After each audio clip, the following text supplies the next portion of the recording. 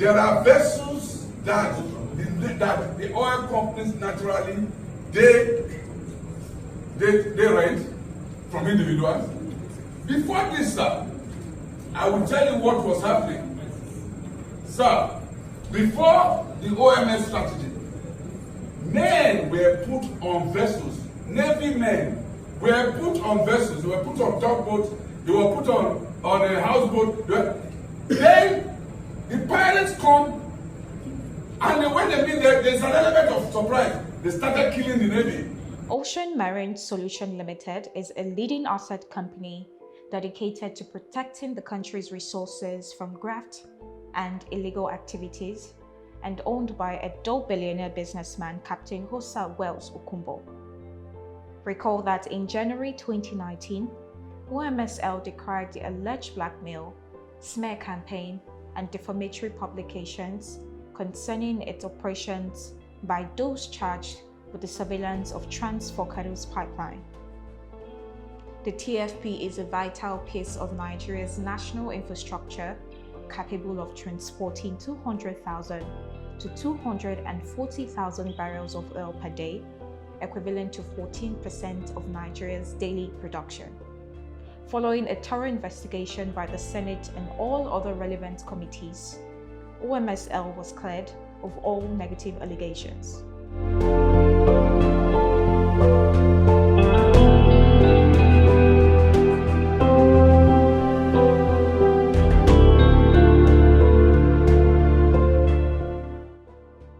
Report on the investigation of the illegal security activities by Ocean Marine Solutions Limited at the Secure Anchorage Area of Lagos Port.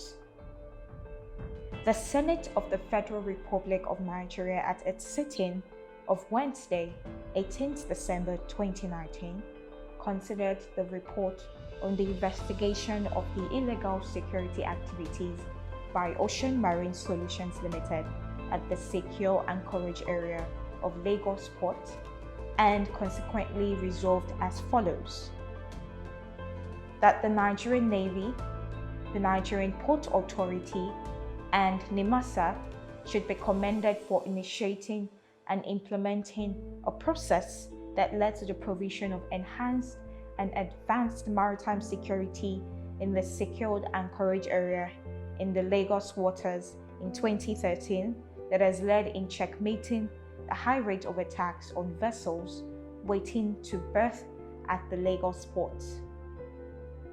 That Ocean Marine Solutions Limited should be commended for its genuine national interest in investing over $400 million into the security at the secured anchorage area in particular, and the Nigerian waterways in general, by providing the needed platforms and logistics for the Nigerian Navy to effectively perform 24 hours, 7 days a year patrol operations, as well as to provide the required protection for vessels waiting to berth at the Lagos ports.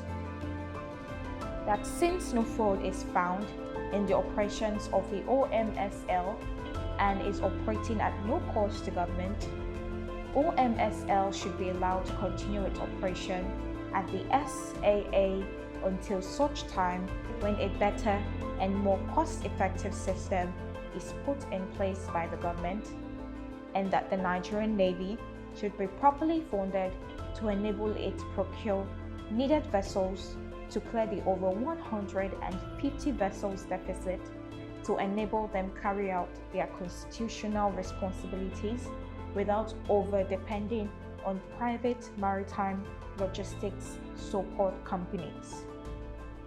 This letter conveys the Senate's resolution to you for necessary actions. Attached is the relevant votes and proceedings for your information and guidance.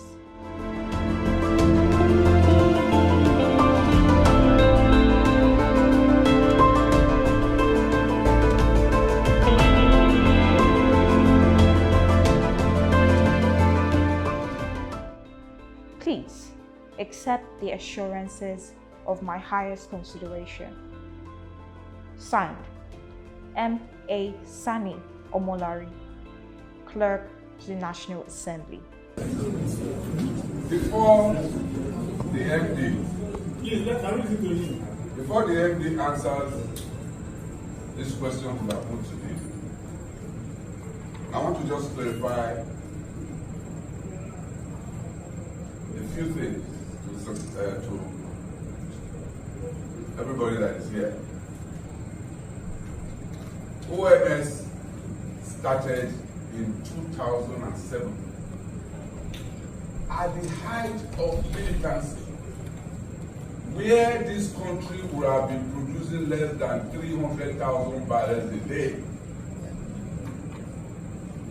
Admiral Augustus Igogo, late, who was also a chairman, was the first chairman of OMS, and also who has been the chief of naval staff, was the one that came up with this idea, because he has referred to Bospa Chronicles of London that provides platforms to the Navy to protect the fishery industries in the North Sea, and also referred to the Indian Ocean, where private companies procure platforms to the Indian Navy to protect the oil and gas industry. At this time, it was just an intervention. And we wrote to the Navy in 2007. We bought only 3 vessels. Started this business with only 3 vessels. Because it was pertinent to open Mistras, which was shut in 70,000 barrels per day. There were bullet holes on Shell EA field. Adax was attacked on daily basis. And Shell was going to close their whole of Eastern production because of tanker in Bonny. Numerous challenges in our waters. And we came in to intervene in national interest.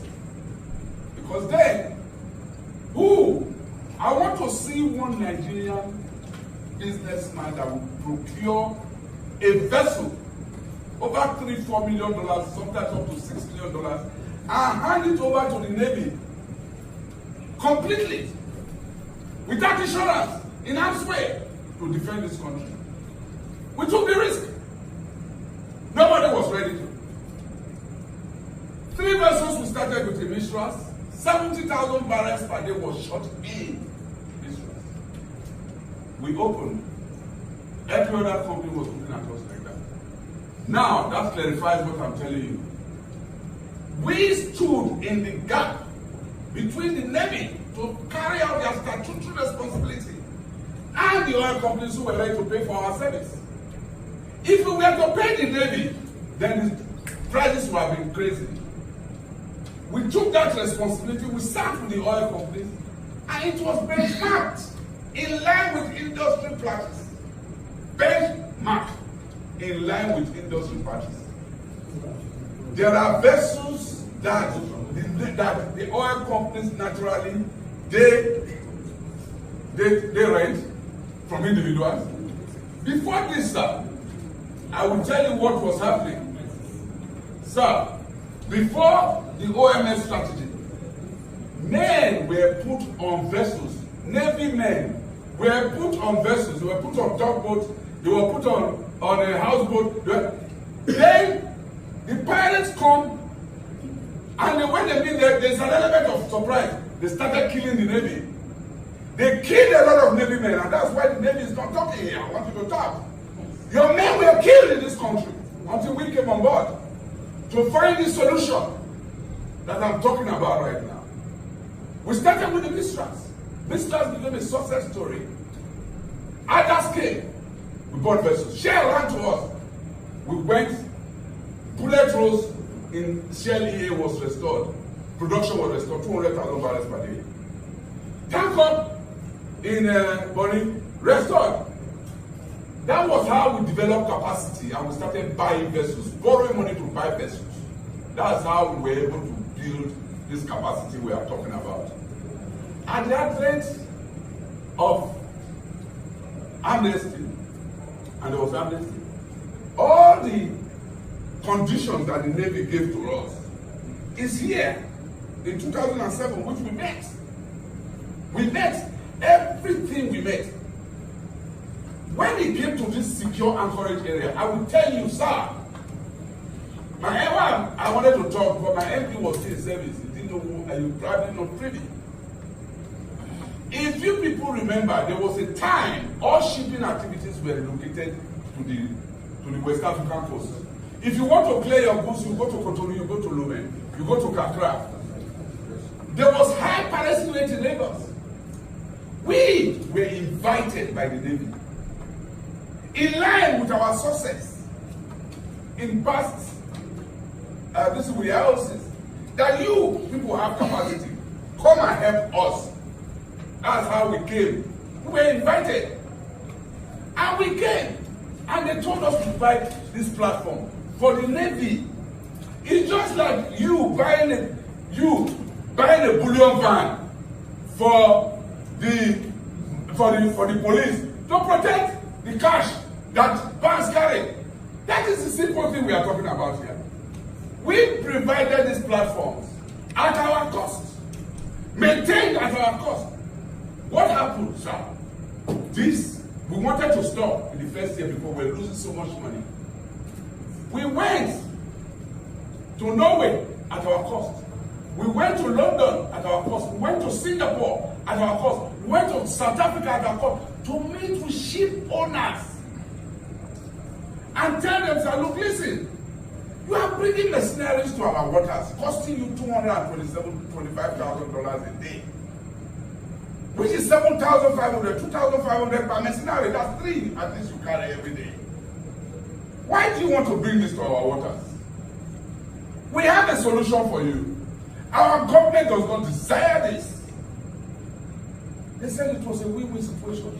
Instead of us carrying 7,500, spend 7,500 for 30 days, the whole voyage, we'll pay a stipend to be able to maintain our vessel. And they said, look, they were ready to pay. That is how SAA started. And sir, if we were to pay money to NPA, or we were to pay money to Navy, the cost probably would be higher because we did a proper proposal. We did a proposal which we submitted to the Navy. And the Navy said, as long as it's no cost to government, it is there in your business.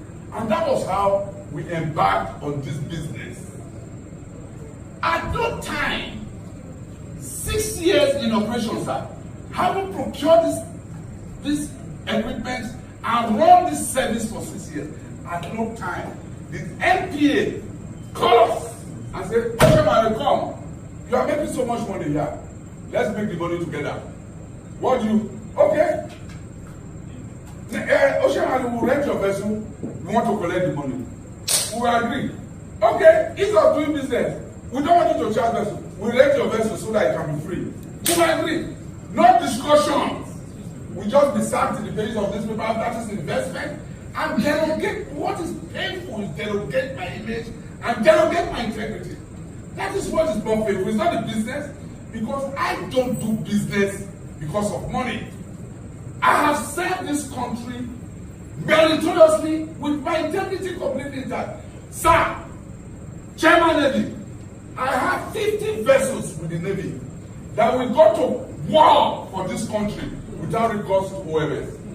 We will go to war. That we can go to war for this country without recourse. They don't need to contact us before they go to war. That we have with the Navy. That is the extent of our commitment to national development.